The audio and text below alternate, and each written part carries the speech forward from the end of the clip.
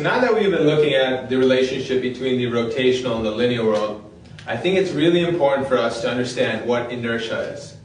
Okay. In the linear world, inertia is basically the resistance to acceleration. Okay, so how do you get things to accelerate? Well, you apply a force onto them and they begin to move. If you applied a force to a larger object, it's going to be harder to move. And so that bigger object has more inertia. So basically we can quantify and say that mass is directly proportional to inertia. Okay. Well, that seems pretty easy. Now, when we start trying to rotate things in a circle, we have to take another kind of inertia into account.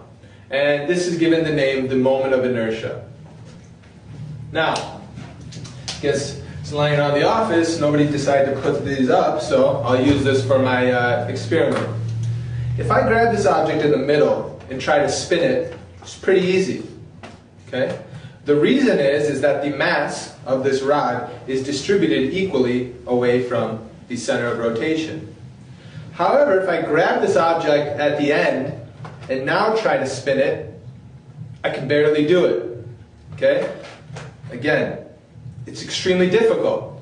Again, we said linear inertia was the resistance against linear acceleration, while rotational inertia is the resistance to rotational acceleration. So again, when I grab this object at the end, I have an extremely difficult time to make it accelerate rotationally. Okay?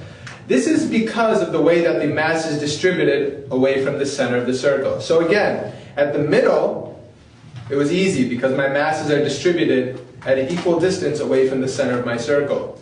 However, at this point, all of this mass is distributed very far from the center of my circle. That makes the inertia high. So let's take a look at an equation form.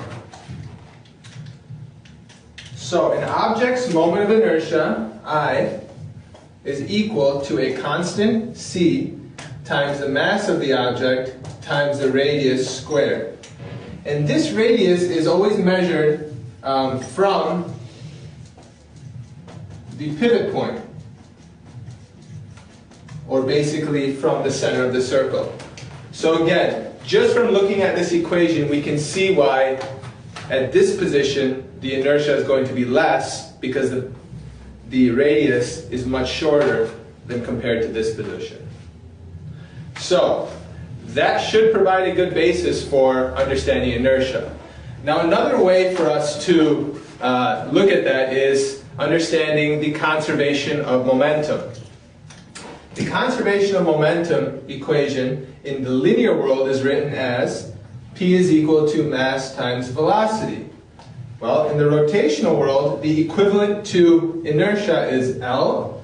The equivalent to mass is I, which is your inertia, and the equivalent to velocity is omega.